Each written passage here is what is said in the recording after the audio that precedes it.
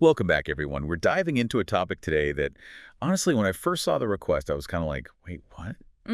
Yeah, this one's a little out there. Bar bill scams. Yeah. I mean, come on. Just the name itself sounds like something out of a movie or something. Right, you're picturing what, like smoky back rooms, shady deals. Exactly.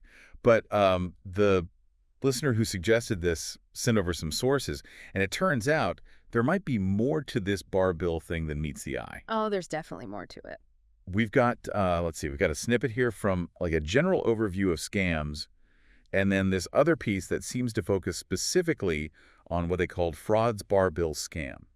Interesting. Yeah, and this frauds bar thing seems like it might be more, I don't know, legal maybe. Like less about actual bars and more about something else entirely. Yeah, you're picking up on something important there. We've actually got two separate scams at play here, both using the name bar bill, but working in very different ways. Okay, so like two different beasts wearing the same mask. Exactly. One is the, let's call it the classic bar bill scam, the one that probably comes to mind when you first hear the name. Yeah, give you the classic, paint me a picture. All right, so imagine you're a tourist, right? You're in, say, oh, I don't know, Budapest. Okay, I love Budapest. Beautiful city. And you're out exploring, excited to soak it all in. Yeah, totally. And you're approached by, say, a group of people. They seem friendly. Maybe they even compliment you on something, your outfit or something, just to break the ice. Oh, I've totally fallen for that before. Like, you look like a local. Ah, classic. They're trying to disarm you, make you feel comfortable. And then what? And then they casually suggest, hey, there's this amazing bar just around the corner. You should check it out. Oh, no, I see where this is going. Right? You're thinking, local recommendation? Awesome. They must know the best spots. And since you're new in town, you're open to suggestions. You're excited to experience something authentic. Exactly. But here's the catch. This amazing bar is in on the scam. So they lure you in. Exactly. Once you're there, you might be pressured to order drinks, maybe even rounds for the whole group, your new friends. Oh, man, I'd be such a sucker for that. And then the bill comes. And it's astronomical. Like, way more than you'd ever expect. Way more. Even factoring in, tourist prices, it's just outrageous. And that's when the real pressure tactics start. Uh-oh.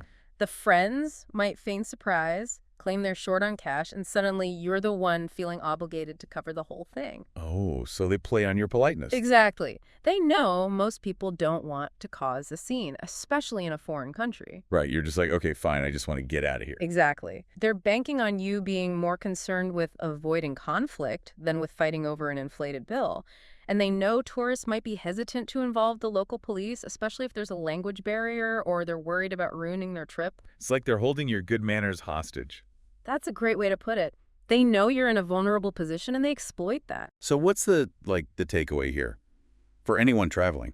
Trust your gut, first of all. If a situation feels off, it probably is.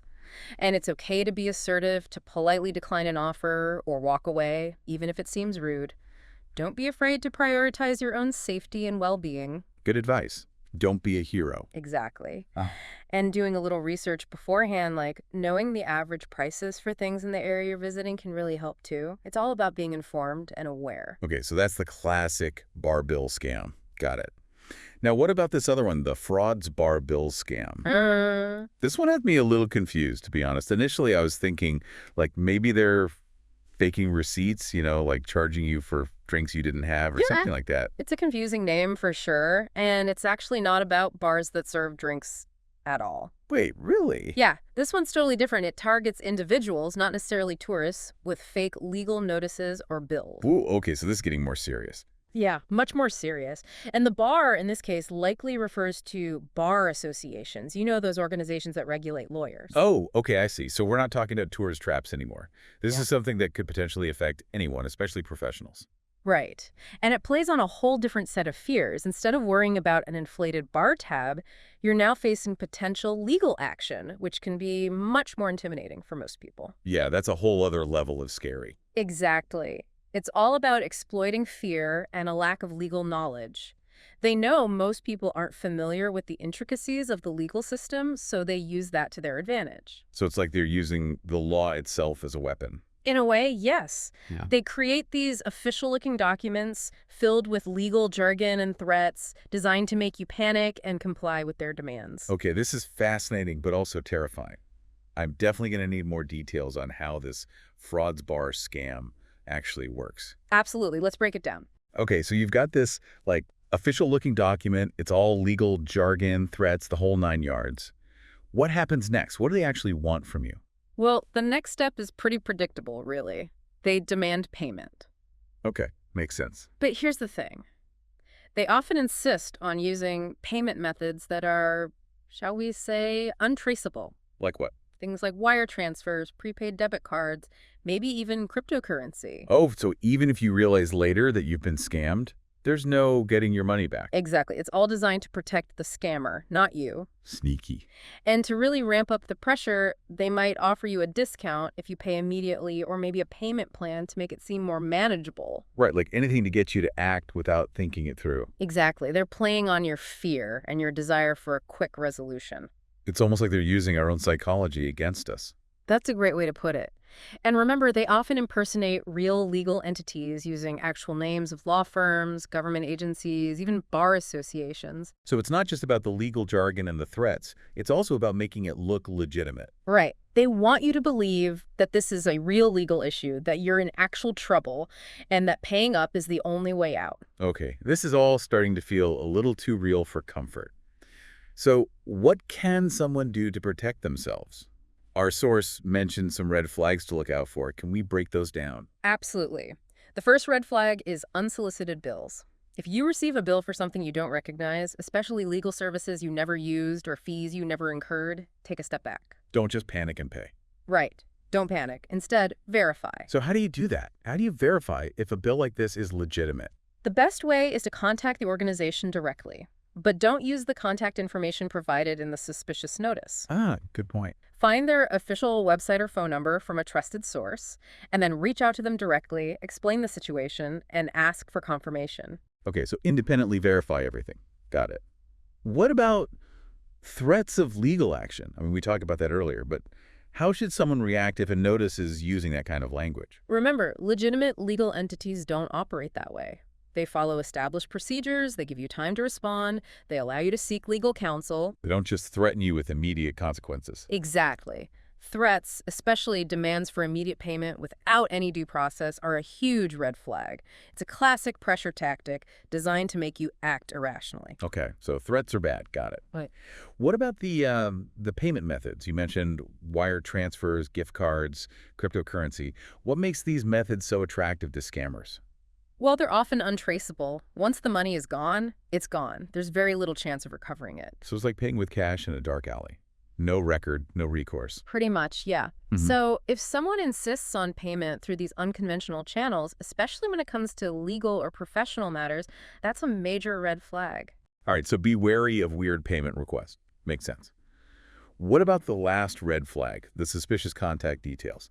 What should people be looking for there? Pay close attention to the sender's email address. Does it actually match the organization they claim to represent?